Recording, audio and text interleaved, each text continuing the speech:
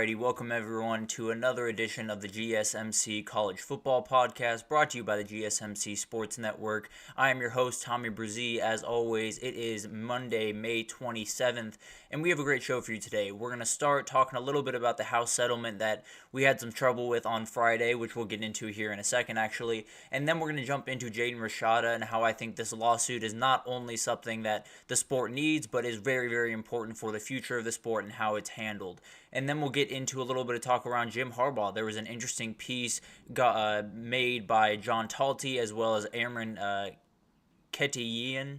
I'm doing my best. I apologize if I messed that up a little bit. But they wrote a nice book about some of the different things happening in college football during this crazy time that we're all in.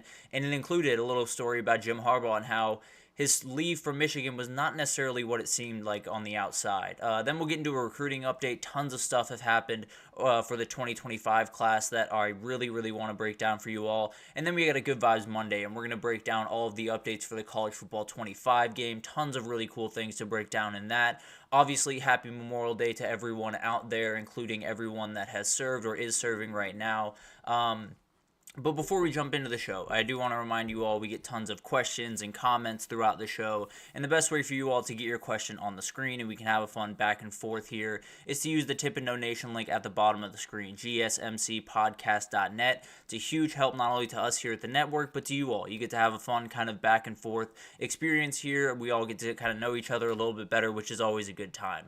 But let's jump right in and let's talk about the House settlement. It has been a crazy, crazy time over the last couple of weeks in college football, and we finally came to an agreement on this House versus the NCAA case that has been festering under the surface for quite some time. This is obviously the NIL back pay case that we've talked about for quite some time.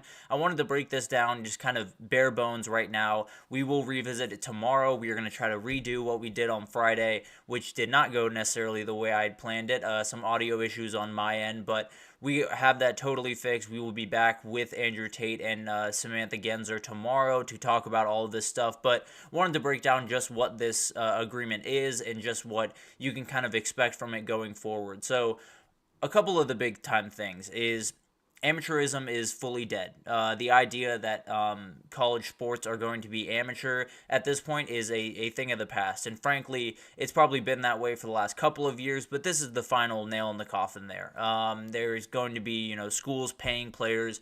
It's $20 million per school per year across the entire athletic department. Now, there are some ers and ahs in there that make it a little bit more interesting and a little bit more precarious for the future, but the reality is amateurism is gone, and frankly, I think it's a good thing. I fully understand that some of the great things about college sports is the idea that these kids aren't getting paid, that they're doing it for the love of the game, that all of this stuff is above board and the way that you like to see sports go. But the reality is there has been a very, very, very long time where the people that were actively bringing in money for universities were not getting compensated for the money that they were bringing in. The players in football, in basketball, in women's basketball, it doesn't matter. All of these kids play a part in bringing in what is an insane amount of money into these schools over the past, however long, 55 decades, 4 decades. I mean, it's been incredible what these kids have done for these schools, and at some point they were going to come get theirs. At some point, after the first TV deal was signed in college football, this was always an inevitability, at least in my eyes, and I think it's not a bad thing. It's obviously a different thing. It's going to be very weird, but the reality is we're fighting a battle that we don't really need to. I understand there's worry about smaller sports, and I fully get that. I'm not necessarily saying that all smaller sports are going to be more than fine in all of this. I think college football will be, but there is some precarious situations that will come in athletic departments. But just talking about college football, this will not impact you much. Obviously, some of your players will get some more money, and maybe this will create some division in locker room, although that's more up to the coach and the culture around that place than anything else. But the reality is this was something that not only was going to happen at some point, but needed to happen. There was far too long that we were allowing college sports to work as, you work 85 hours a week and work your butt off and wake up early and get workouts in and then go out in the field on Saturdays and give everything you have. and you get paid nothing for it. And I understand you get a scholarship. I understand that's a great thing that not everyone has the ability to get.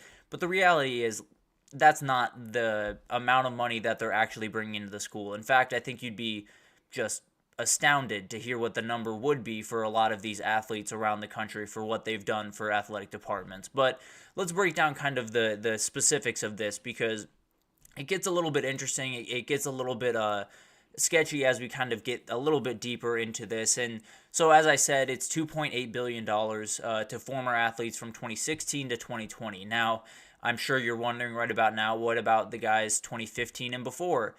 I don't know. Frankly, I think a lot of them are calling their lawyers right about now and trying to get their ducks in a row. But that's something we'll deal with as we come. 1.6 of that 2.7, 2.8, it's kind of somewhere in between those two numbers, will come out of the distribution that is given out to all of the schools in the NCAA. So every single year, the NCAA brings in a ton of revenue, and they split that among the teams, at least some of that, among all of the teams in under their umbrella.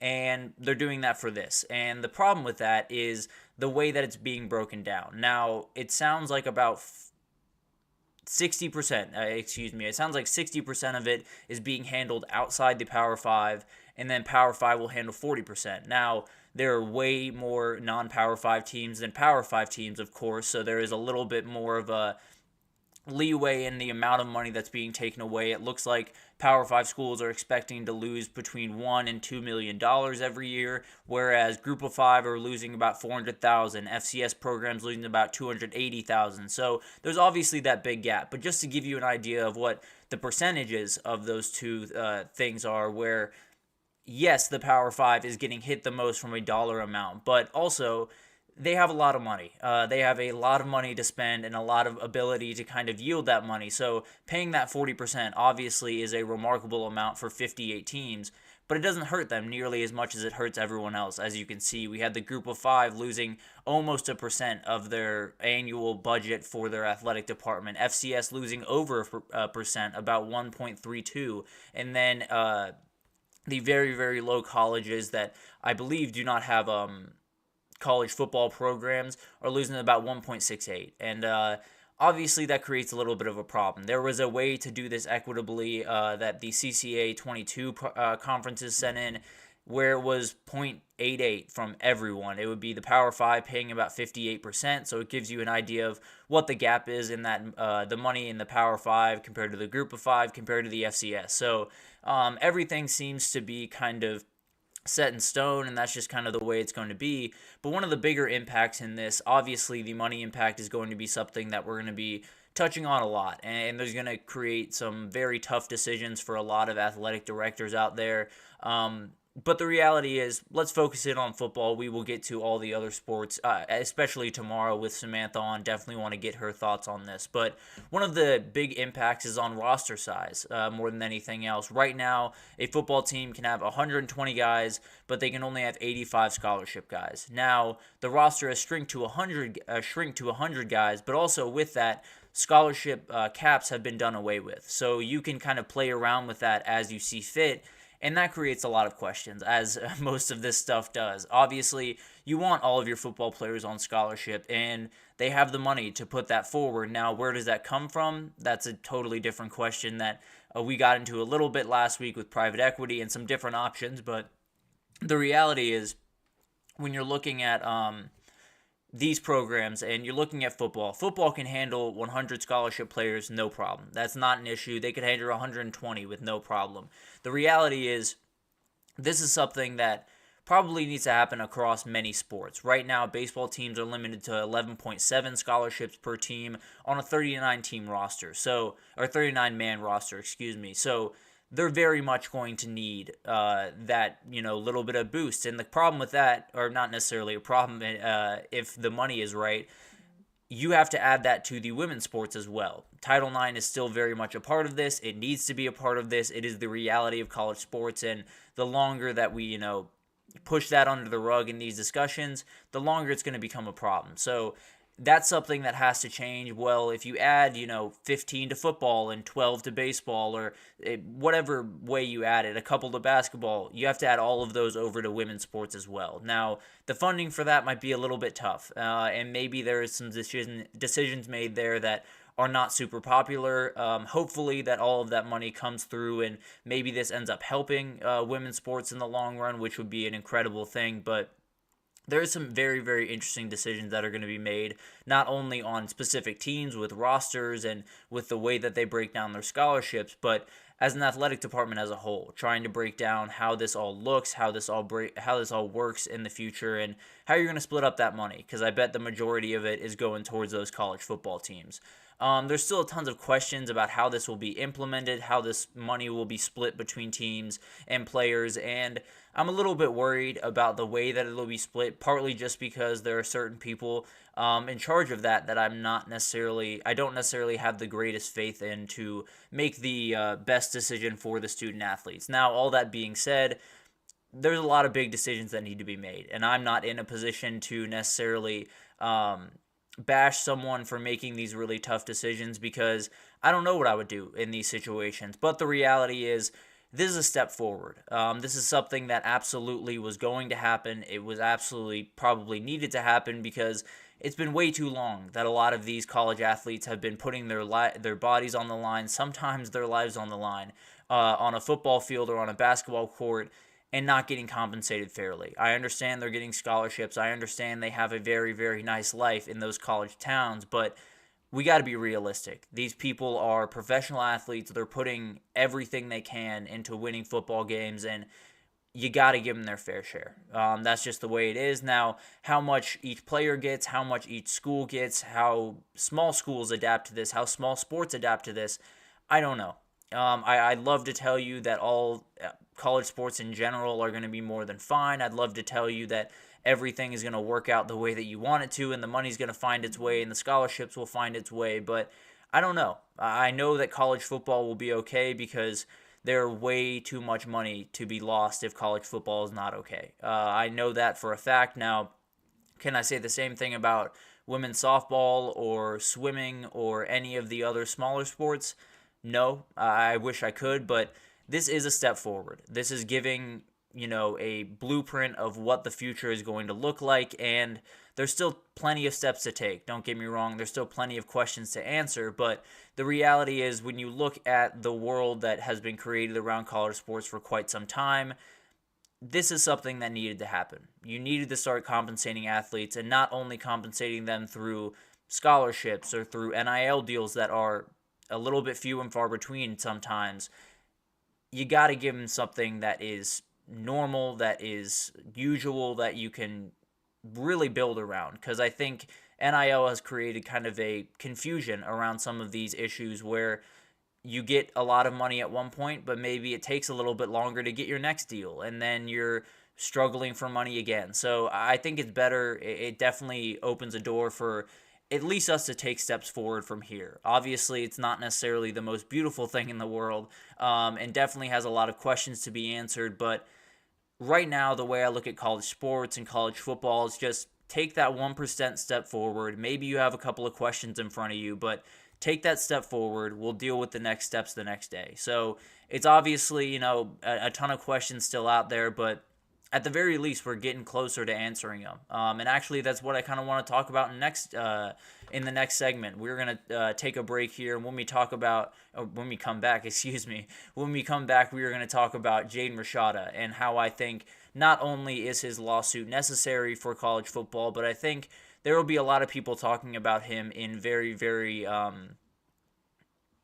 glowing ways in the coming years because of what he's doing and really sticking his neck out there. So I really want to take a second to highlight that and break that down for you, so stick with us. I feel like I'm losing my mind. Is everybody in the world blind? Please, Lord, give me a sign, a sign. I feel like I'm losing my mind. Is everybody in the world blind? Please, Lord, give me a sign, a sign. I wanna be the greatest. Everybody on the fake shit. I look around and feel like everybody is the fakest. I make this every day and I'm impatient. Hoping one day I blow up from the basement. Statement, the top is so vacant. I don't hear shit that I think is amazing. Waiting for my day when I'm playing. Sold out shows for 1,000 faces. Hey, give me that crown. Get in my way and to be put down. It ain't your place, all this my town. If I want that shit, then I'll get it right now. I'm losing it, the noose it fits. I'm losing shit, a stupid myth. You choose to live or choose to dip. You choose to fight or lose your grip and lose a gift. I feel like I'm losing my mind. Is everybody in the world blind? Please, Lord, give me a sign, a sign. I feel like I'm losing my mind. Is everybody in the world blind?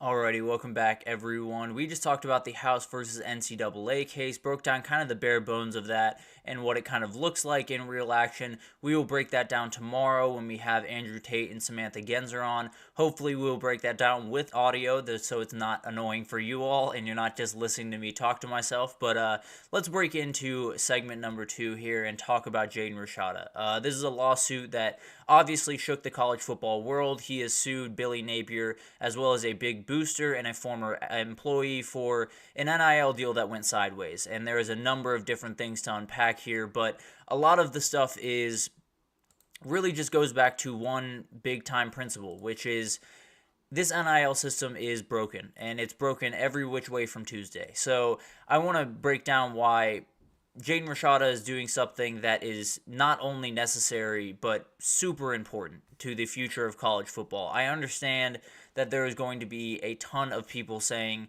he's going after the money. He is just worried about himself. He's just worried about the money, and that's the way it is.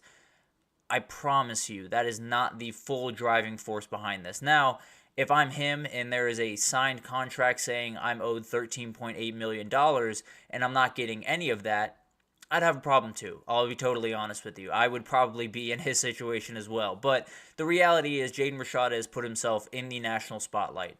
He is going to be a very divisive figure going forward in college football, and he really has been since he's been a recruit, right? He started committed to Mario Cristobal in Miami. That season did not go great for Miami, and he found his way to Florida. And the subtext of how he found his way to Florida was, at least allegedly, that he offered him, or that Florida offered him, $13.8 million over 4 years, to be exact, with a $500,000 signing bonus once he signed on National Signing Day.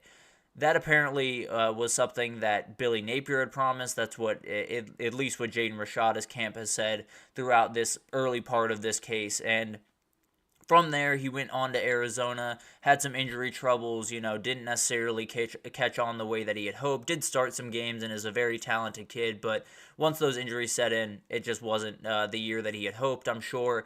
Made his way over to Georgia to be possibly Carson Beck's backup, likely Carson Beck's third stringer, at least for this season. And here we are. The crazy part is all those twists and turns in his career. The crazy part just started. The big-time part of his career that everyone's going to point back on just started, and it's happening off the field. And that's never what you want for someone like Jaden Rashada, because if you watch this kid, you can tell the talent is undeniable. He is really elite in the pocket, can make every single throw, is really, really a fantastic player that I think could be the starter for Georgia next year. He's obviously going to have to beat out Gunnar Stockton, but he has the ability to do that. But let's talk about Florida and why this is something that just needed to happen. That absolutely was something that, if it didn't happen, college football was in kind of a precarious situation. And I think the biggest thing about this is we know have known for a long time that NIL is a broken system. Pretty much from when it was set up, it was broken. They were way behind on when they should have been, the NCAA that is, and some other states had to come in, and that just created a world where it was really hard to get a feel of what NIL was going to be like. That being all of that being in place, it made for a lot of coaches being a little bit more liberal with the money that they're throwing around, a little bit more liberal with the things that they're saying to these players, with no real intention to carry out those promises that they make. So the reality is we've known all of this is happening. We know that there are things happening behind closed doors that none of us would like in college football that are really kind of gross. So let's be totally honest with you. I think you'd be shocked if there are. I wouldn't be shocked, but I think some people might be. There are a number of kids around the country that are calling their lawyers right now. They're calling their agent, their lawyers, their parents, and seeing if this is something they want to pursue. Now, obviously, not every kid has the grounds to sue by any means. Obviously, not every kid wants to get involved in in something like this, because Jaden Rashada, for as crazy of a thing this is, he put himself fully out there. Everyone knows the name Jaden Rashada in college football now, and you probably didn't a couple of weeks ago. Maybe you did if you're really plugged into recruiting and all that type of stuff, but the reality is this guy just became the poster boy for NIL and some of the problems with it. And I think one of the biggest things that I've talked about on here for a number of times is this revolution of player empowerment and how it is very important to the future of the sport. It's very important to make sure that the players have as much of a seat at the table as they possibly can for the decision making for the future of the sport.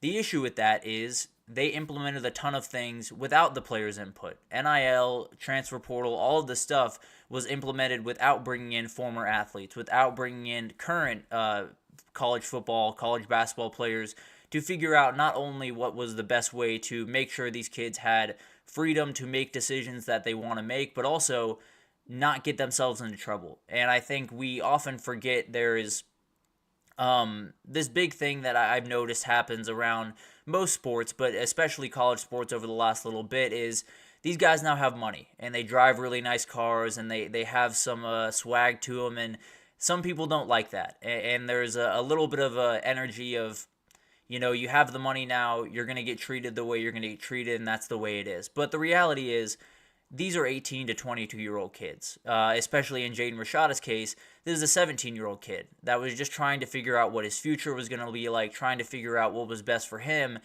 And I'll be totally honest, if you waved $13.85 million in my face at 17 years old, I am absolutely taking the money. Maybe some of you are better than I am in that respect, but the reality is I'm not going to blame Jaden Rashada for making that decision. I'm not going to blame Jaden Rashada, although I would have loved to see him stick it out at Miami. I think he would have been a great fit there. I think he would have still been the quarterback there, and Cam Ward might not be on the team right now. But the reality is, it's crazy to think that a 17-year-old wasn't going to make some bad decisions here. It was crazy to think that head coaches weren't going to take full advantage of some of the confusion and some of the openings in the rules that you had. So all of this stuff was going to happen. But fighting back was absolutely necessary for the future of college football. Obviously, it's messy. Obviously, it's not something that you want. But I can promise you, every single coach across the country, whether it's at Texas or in Steve Sarkisian or Ryan Day or Kirby Smart, all of them are a little bit nervous. Not that, all of them have done, really bad stuff or anything by that means. I don't necessarily think they have or have remotely any evidence that they have. But the reality is, if it's happening at Florida, it's happened at a lot of places. That's just, I think we all understand that this was kind of happening under the surface. Well, now it's front and center. Now everyone knows what's going on with Jaden Rashada. Everyone knows what's going on with Florida. And if Florida is, guilty of this and is, found that they have to pay that amount, a lot of coaches are going to recalibrate the way they go about these decisions and the way they go about the conversations with parents and players and all of this type of stuff. And hopefully it'll create less of a bidding war in the world of NIL, where some people just think for 2 seconds longer and say maybe $13.8 million is not what we want to spend on a high school recruit. Maybe we want to, take that down a little bit and go get another 4-star that might be a little bit below Jaden Rashada. It just feels like this is something that not only creates an earnest on the coaches to know what you're saying and make sure that you follow through on that, because someone's going to come to sue you if you don't. It gives players the ability to say, okay, so I can actually do this, because I think there's been a certain energy around it where some kids just didn't want to ruffle feathers. They didn't want to be the name. They didn't want to be the first guy to do it. Well, Jaden Rashada took that leap, and I wish this wasn't happening. I wish this case was not reality. I wish Billy Napier and his staff and the booster and all of the people involved really handled this a little bit better.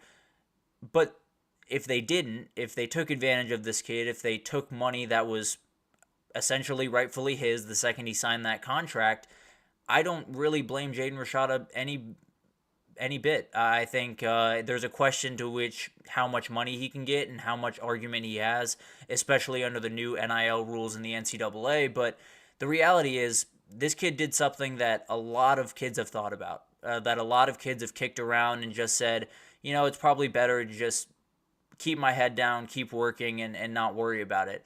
And it's not to say that Jaden Rashada isn't worried about football or isn't working on his craft, but someone needed to jump it. Someone needed to jump the shark. Someone needed to be the person to stick their neck out and say, this is not only a broken system, but I can give you a very, very clear example of how I was taken advantage of in this system. So it's going to be wild to watch this unfold. It's going to be very interesting to see if any other players get involved, if coaches and schools get involved with players not fulfilling their NIL duties while they were at their school. There's a lot of different layers here to unpack, but the reality is at some point you need a big thing to happen. Sometimes I know a lot of you, including myself, we have a pair of shoes that is tattered beyond belief. Now, they still work as shoes. They still cover your foot all the same, but there's issues. There's tons of issues. There's tons of tears, and you want to get them fixed, but you're just not super worried about it. You're like, they're getting by. It's not a big deal. Sometimes you need the shoelaces to break off or the sole to entirely break off for you to do what you probably should have done in the first place and just get new shoes. So maybe this is the thing that gets everyone fully on the same page, saying not only is this a system that is sketchy, but it's just outright broken. And we need to do something not only for Jaden Rashada, but for every kid that comes after him. So this stuff does not happen anymore. So I understand people are going to come after Jaden Rashada. They're going to say that he's chasing the money. They're going to say that all he cares about is money, and maybe that's a good bit of what he cares about. But the reality is he's doing something that needs to be done, and that a lot of people in the past, I'm sure, have kicked around the idea, but just didn't have the want, the desire, maybe the courage to put their name out in front of all of this stuff. But Jaden Rashada did, and I definitely applaud him for that. I think it definitely creates some questions, that's for sure, but it's a step forward that absolutely needed to be made and at least brings attention to the issues that we have in front of us. But we'll take our second break here, and when we come back, we're going to talk about Jim Harbaugh. It sounds like his leave from Michigan was not quite as streamlined as one might have thought, so we'll break that down right after this. Looking for your daily fix of sports talk without having to pay for it? GSMC Sports Network is available on YouTube. Just search GSMC Sports Network. Get your fix of daily sports talk shows on YouTube, absolutely free. NFL, college football, NBA, MLB, MMA, UFC, fantasy football, and so much more. GSMC Sports Network has shows running all day long, with new sports shows starting every 2 hours. Just like on your favorite cable sports channel, except GSMC Sports Network is absolutely free. Just search GSMC Sports Network on YouTube to catch one of your new favorite shows, like the GSMC College Football Podcast, Chip Shot Football Podcast, Hoops and Heels Women's Sports Podcast, GSMC Basketball Podcast, and so many more. Check it out for yourself. GSMC Sports Network, now available on YouTube absolutely free. Search GSMC Sports Network on YouTube right now.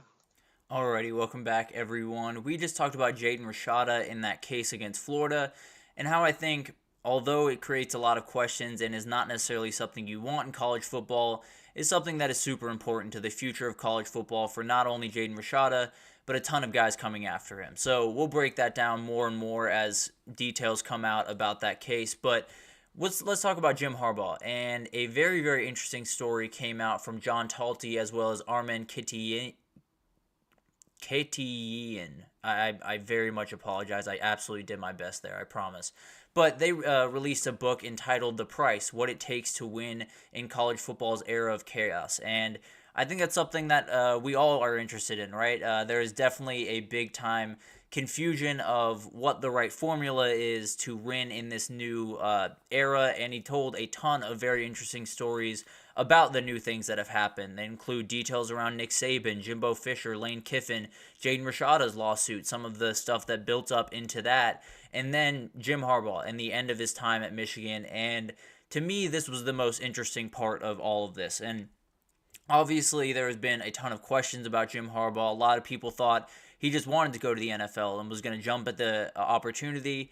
Maybe it wasn't as clear-cut as that. It sounds like there was a ton of stuff happening even just right after the national title, where pretty much everyone around Jim Harbaugh was telling him it's time to ride off into the sunset.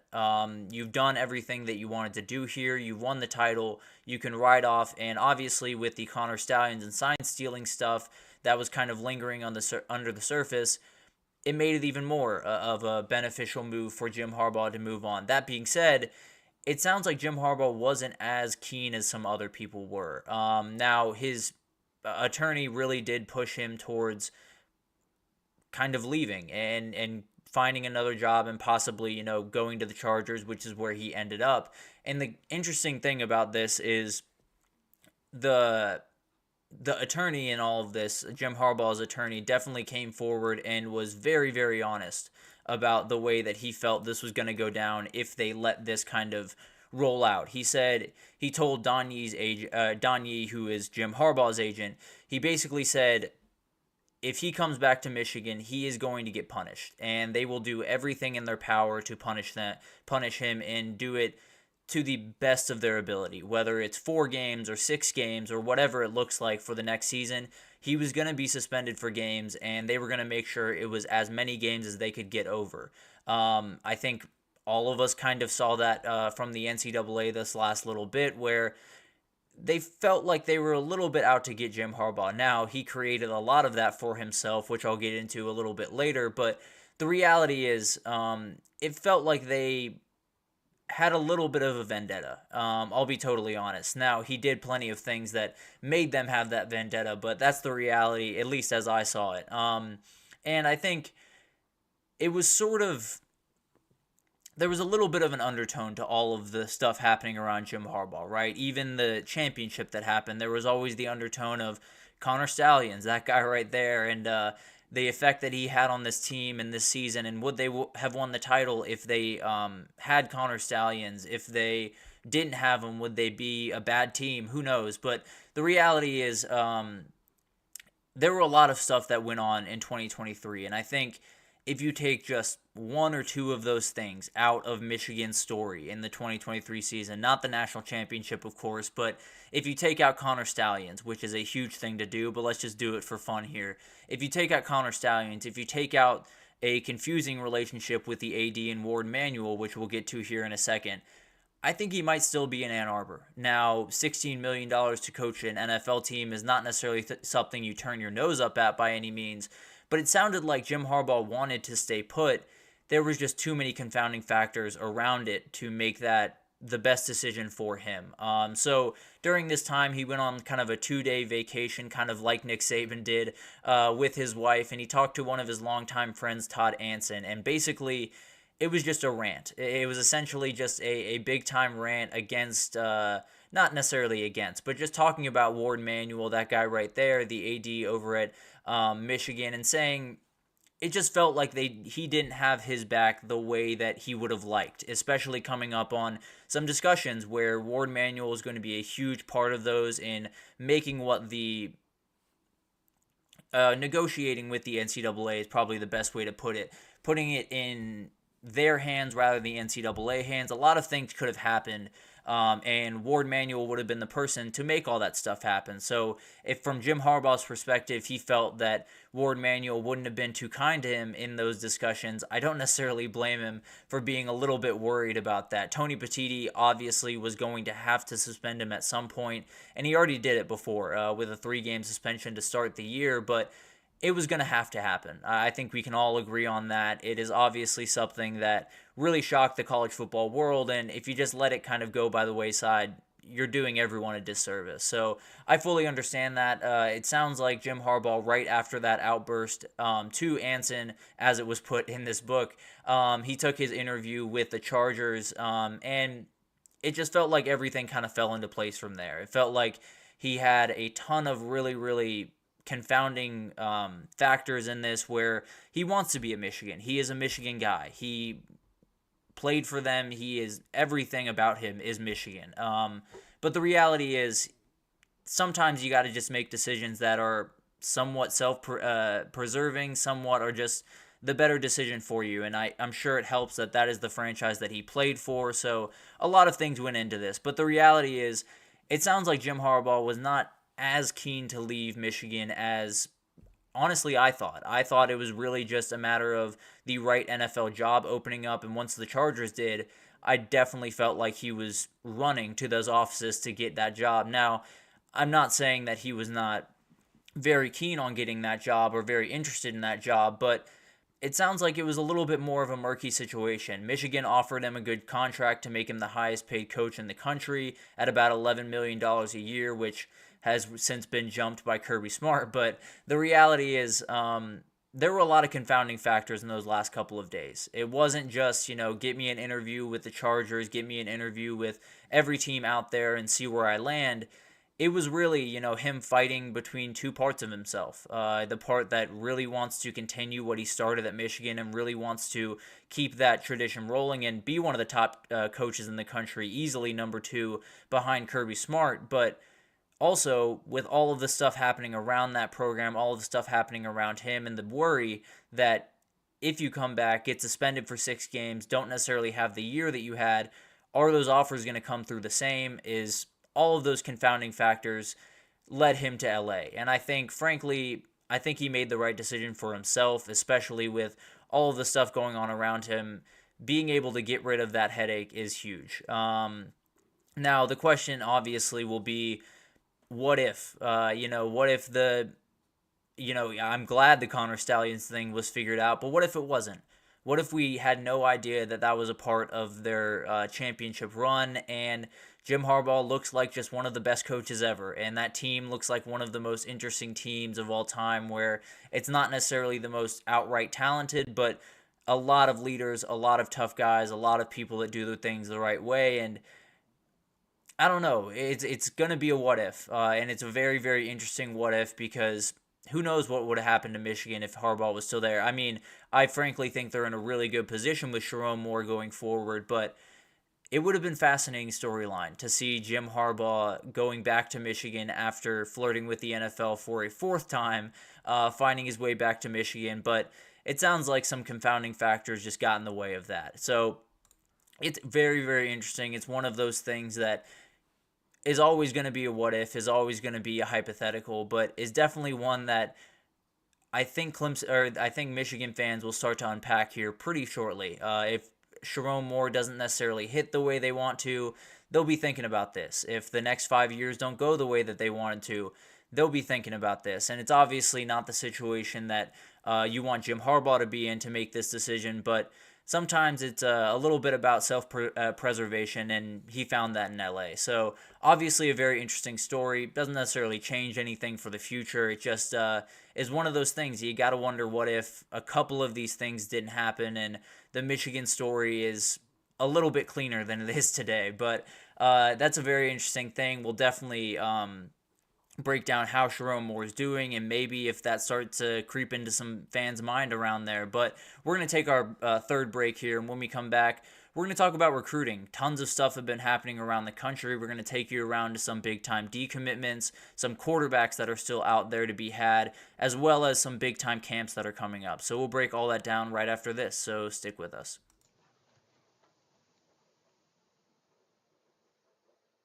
For the best and latest podcasts available anywhere, go to the podcast app on your cell phone and type in GSMC to access free content-rich podcasts on health and wellness, book reviews, sports, entertainment, relationships, social media, movies, technology, finance, and even weird news. Subscribe and download the GSMC Podcast Network's family of shows, available everywhere podcasts are found. Alrighty, welcome back, everyone. We just talked about Jim Harbaugh and his last days at Michigan. Sounds like it was not as clean of a transfer over to the LA Chargers as he would have liked. Definitely some things that maybe were pulling him back to Michigan, but ended up making his way down to LA, and a very, very interesting what-if for us to break down in the future. But let's get a recruiting update. There has been so much stuff going on around different court cases and Jaden Rashada and transfer portal craziness that I have kind of dropped the ball around recruiting. Now, we're getting into a part of the year where you just can't drop the ball on recruiting. So much stuff is happening around the country. June is probably as important of a month as there is in the entire calendar.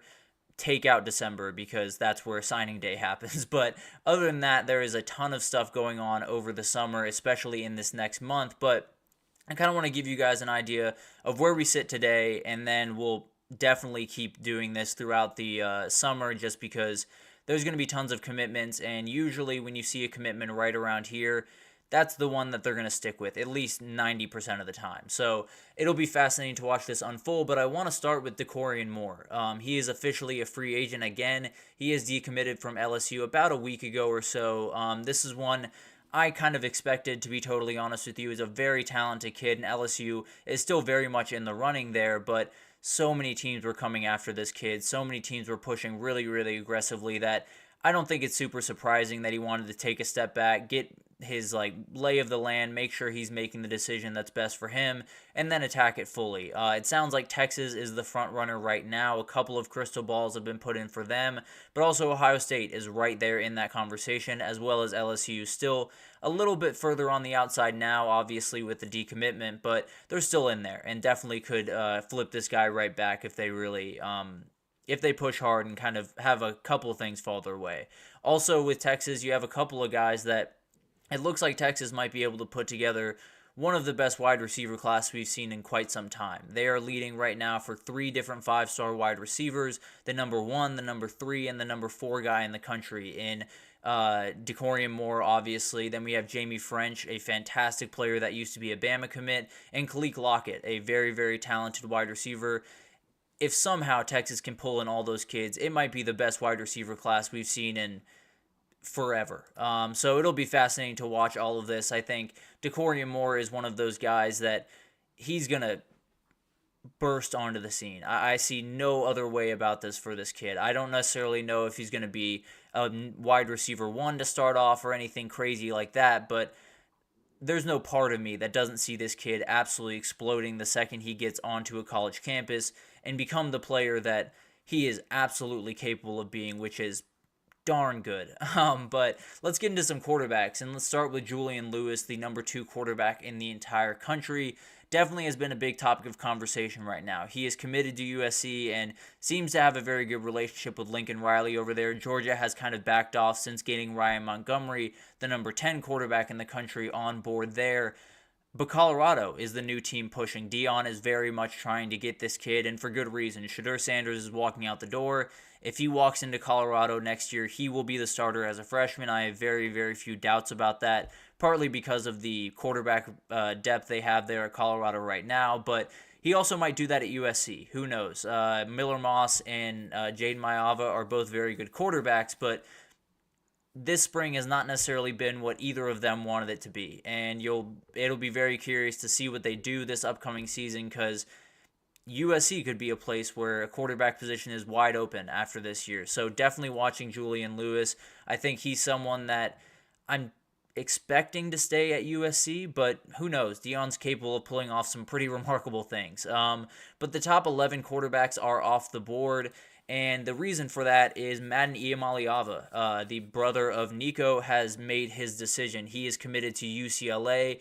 This is as big of a commitment as there's been in this entire cycle thus far. Obviously, Bryce Underwood going to LSU is right up there, but when you talk about UCLA, they need something. They need a spark plug to start this new era of Bruins football, and this is the guy to do it.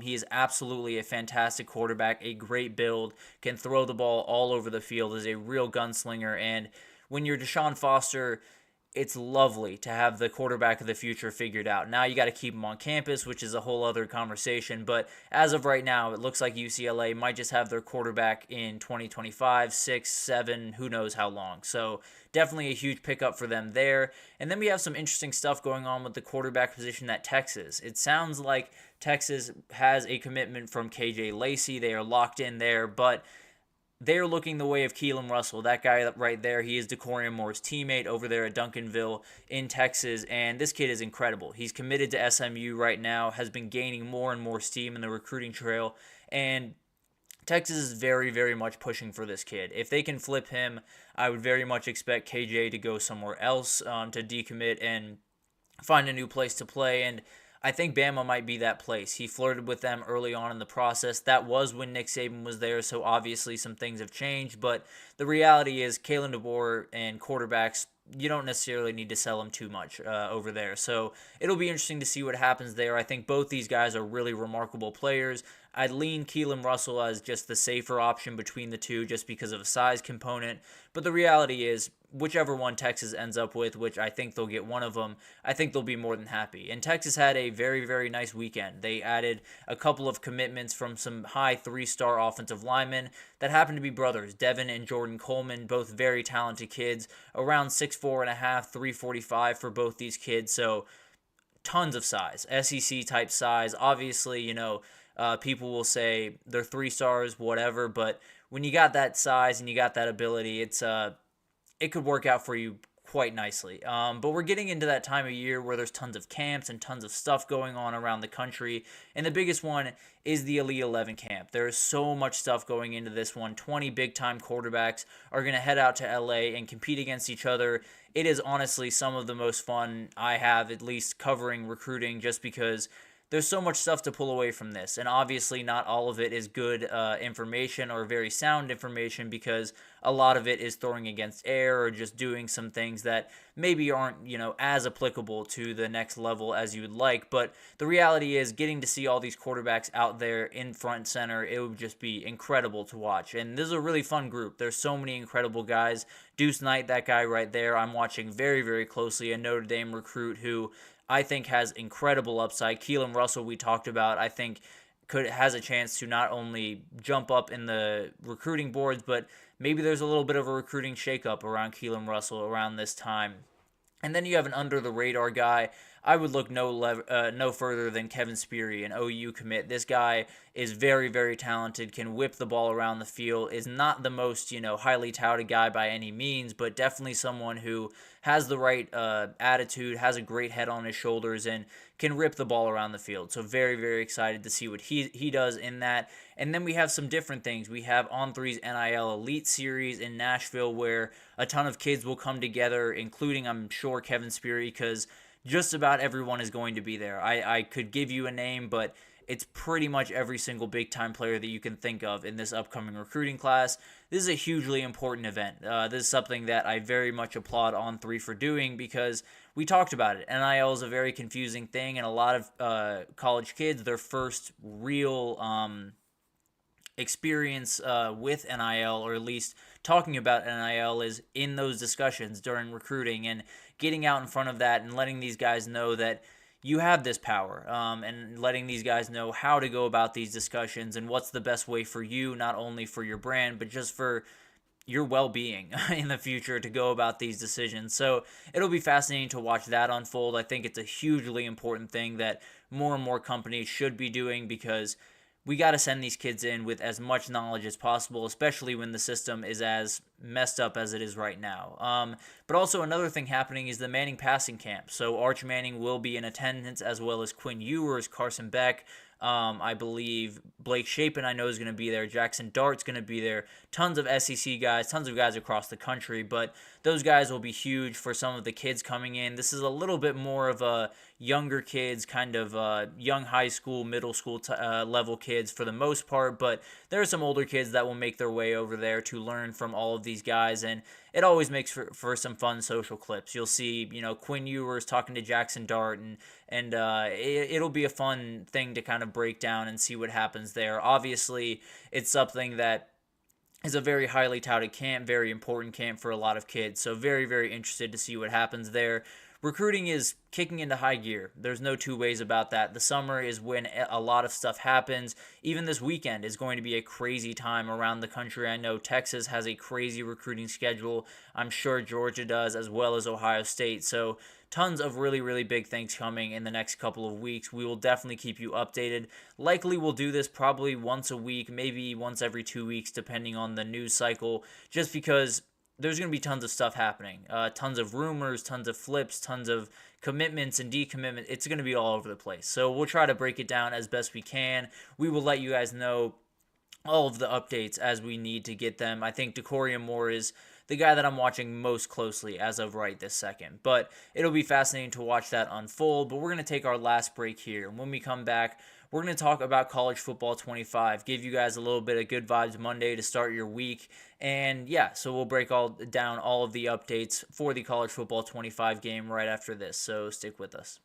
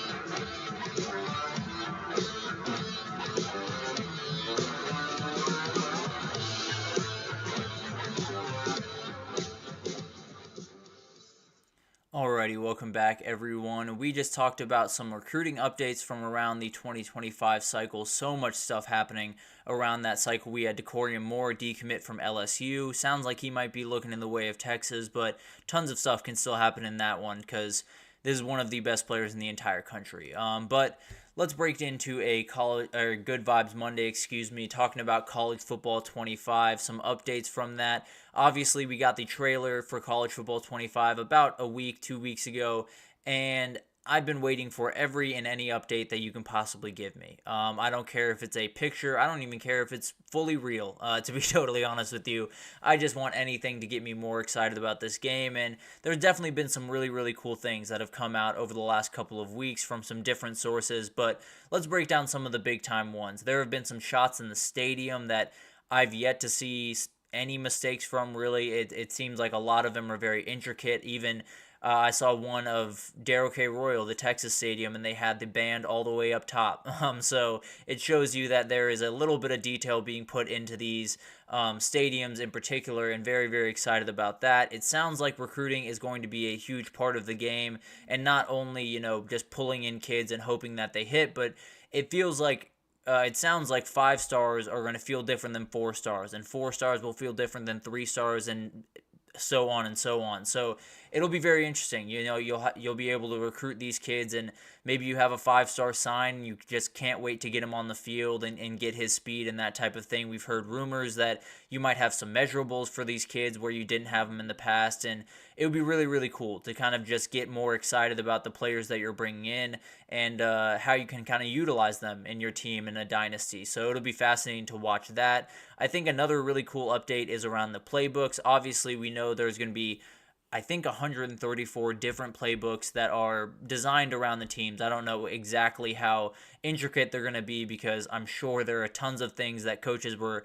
absolutely not giving up to EA during this time, but it'll be really interesting to see these playbooks kind of unfold, especially the option offenses. It sounds like those are being very, very intricate for obvious reasons, a very intricate offense.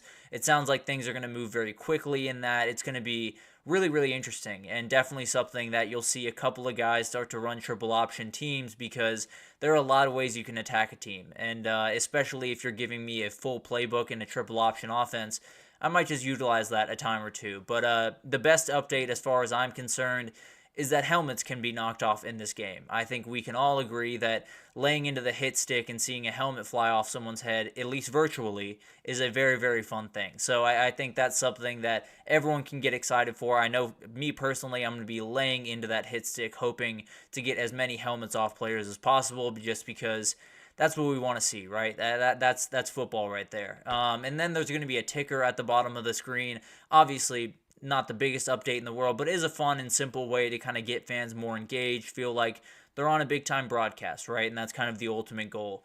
Another big-time update was something that happened at the EA headquarters in Orlando recently.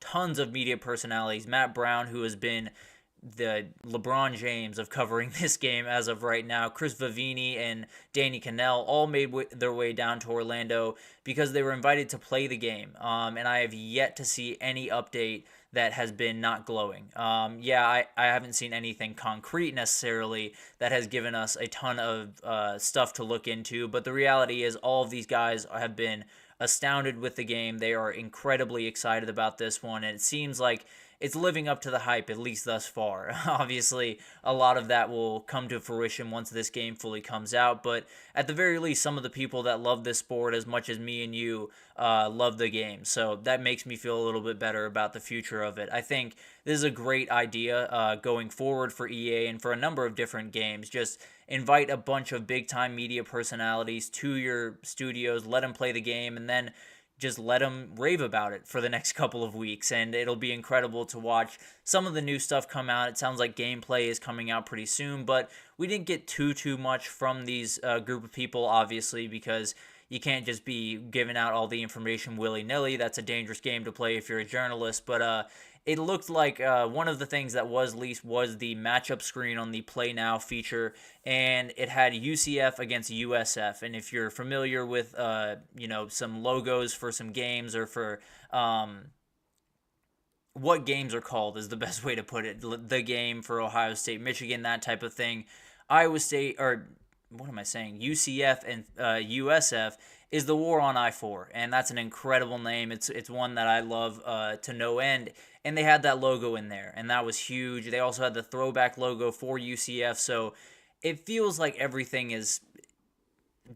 they're doing everything they can, it feels like. Obviously, there is a ton of things that we will only be able to figure out once we see gameplay or once we actually get the game in our hands, but the reality is it feels like they are not cutting corners. They are refusing to let themselves get into the same routine of making the game that they made before, just in a different packaging. So hopefully that comes to fruition. Maybe it's just wishful thinking by me, but it looks like they're doing what is really important for this game. And one of the most important parts of this game, I think we can all agree, is how much swag can I get on my player? How cool can I make my player look? And they're giving you plenty of options to do that. You can pick from different face masks, helmets, jersey options, and most importantly, you can pick different visors, which is the coolest thing in the entire world. The fact that they can't wear visors in college football right now is insane and absolutely needs to change. So I will absolutely have a big-time visor on. I will have a weird face mask, everything in between. Definitely will have my shirt rolled up, which is another thing that you can do. So we'll be looking like Ezekiel Elliott during that 2014 season for Ohio State. So very, very excited about that. I think that's always a really, really fun way to just kind of have a little bit of fun in the game, definitely. And around all of this incredible news that has been coming out around the game, there's got to be some bad news, right? There's got to be some things that are taken away from this game, and it sounds like it starts with LSU. There are a lot of kids that apparently have opted out of this game, around 38 kids, it sounds like, mostly freshmen and transfers that will not be in the game, and I don't necessarily know the reasoning behind that. Dominic McKinley is a fantastic defensive lineman freshman that is over there that has opted out, so to each their own, that's everyone's decision to make. Obviously, LSU fans are a little bit upset because you lose a big chunk of that roster, but at the end of the day, I think it'll be kind of a blip on the radar at the end of the day. More importantly, it sounds like there's not going to be mascot mode in this game. And I understand not many people play mascot mode like crazy and not many people are super engaged in it. But the reality is I need it in the game. I don't play it often, but when I do, it's tons of fun. And it's something that I think just makes that game just a little bit more fun, especially for some of the more casual fans that aren't quite as into, the play calling and don't necessarily know all the players. Playing with some mascots is fun, plain and simple. Also, they don't fully have the ESPN license, so we will not have a game day, technically. We will have some type of pregame show, but it won't be entitled College Game Day. Also, no ESPN scorebook. Both kind of meh changes, to be totally honest with you, but definitely not fully ideal. Also, BCS will not be an option in the Dynasty. It will just be the playoff. I fully understand why they're doing that. Although I don't necessarily love it, I probably would have found my way back to the BCS era if I'm being totally honest. But I think it's going to be really, really interesting to see this game kind of unfold more and more. We're going to get gameplay sometime here pretty soon. We're going to get a ton of more details here pretty soon. I think the way it'll probably go is you get tons of details in the next week and a half, and then it kind of goes dry, at least until, a couple of days before the release happens, just because you want to build that anticipation, and some of that is just leaving them wanting more, right? So I think it'll be fascinating to watch all of this unfold. I think all of us, including me, are just right now planning what their end of July is going to look like, because it is not going to be productive. I can tell you that much. I'm going to be playing this game much more than I need to. Obviously, I will still be right in front of this camera at 9 a.m. to make sure you guys are updated on everything in college football, but right when I finish, I am back on that game and ready to roll. So very, very excited about this game. Could not be more excited if I'm being totally honest. I think there are tons of people out there that either you played this game when you were a kid like me and you just cannot wait for it to come back out, or maybe this is the first time you're really getting a chance to play these games and you want to experience everything the way that we got to early on. So a ton of really, really cool things happening with this game. I think it's shaping up to be everything that I wanted it to be. Obviously, some things that are missing that I kind of wish were in there, but nothing that is super major, nothing that will really hurt me in the time being, and definitely will be getting a Dynasty going. So excited for this game to come out, and I think I would love to hear any ideas you have for my coach's name in Dynasty, or maybe a player name in Road to Glory. I know I've on here said we did Swarlow's Hyde in the past. We did Ezekiel Chubbnet, who was just an amalgamation of some remarkable running backs. So definitely some great names out there, some great things to pull from, but would love to hear not only what you guys are doing on the game, but if you have any suggestions for my coach's name or my Dynasty team or my team builder on this game, I'd love to hear them. So it'll be fascinating to watch this game get closer and closer. I know for me, it's just counting down the days at this point, so cannot wait for it. I think a lot of us cannot wait for it, frankly, but that'll do it for this edition of the GSMC College Football Podcast, brought to you by the GSMC Sports Network. Your support means a lot to us, so please remember to subscribe to the show, leave a positive review. It does make a huge difference for us. Also, follow us on Facebook, Instagram, TikTok, all of the social pages for every update you could possibly need. We have so many people doing incredible work across every single sport in this country, so cannot wait. And out of this country, frankly, we have incredible people covering soccer and women's sports all around the world. So definitely tune in to GSMC to see all of the content that we make. Once again, happy Memorial Day to all of you out there. But thank you once again for listening, and I will see you guys tomorrow.